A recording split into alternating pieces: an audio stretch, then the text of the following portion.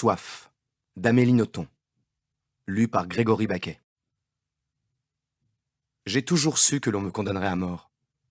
L'avantage de cette certitude, c'est que je peux accorder mon attention à ce qui le mérite.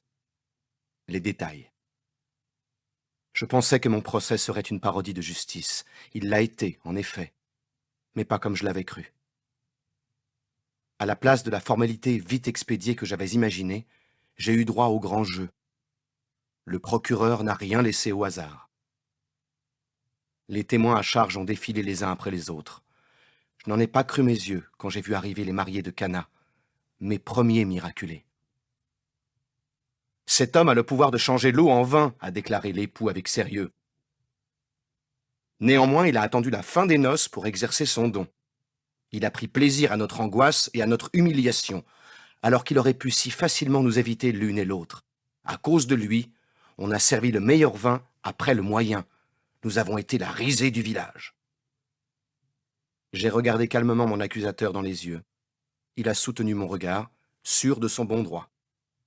L'officier royal est venu décrire la mauvaise volonté avec laquelle j'avais guéri son fils. « Comment se porte votre enfant à présent ?»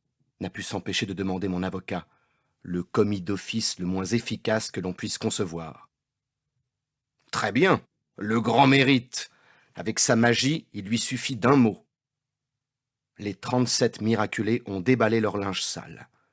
Celui qui m'a le plus amusé, c'est l'ex-possédé de Capharnaüm. Ma vie est devenue d'une platitude depuis l'exorcisme.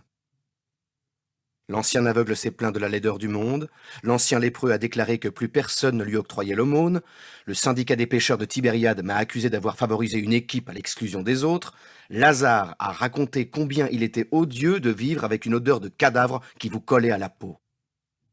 À l'évidence, il n'a pas fallu les soudoyer, ni même les encourager. Ils sont tous venus témoigner contre moi de leur plein gré. Plus d'un a dit combien cela le soulageait de pouvoir enfin vider son sac en présence du coupable. En présence du coupable. Je suis un faux calme. Il m'a fallu beaucoup d'efforts pour écouter ces litanies sans réagir. À chaque fois, j'ai regardé le témoin dans les yeux, sans autre expression qu'une douceur étonnée. À chaque fois, on a soutenu mon regard avec morgue, on m'a défié, on m'a toisé.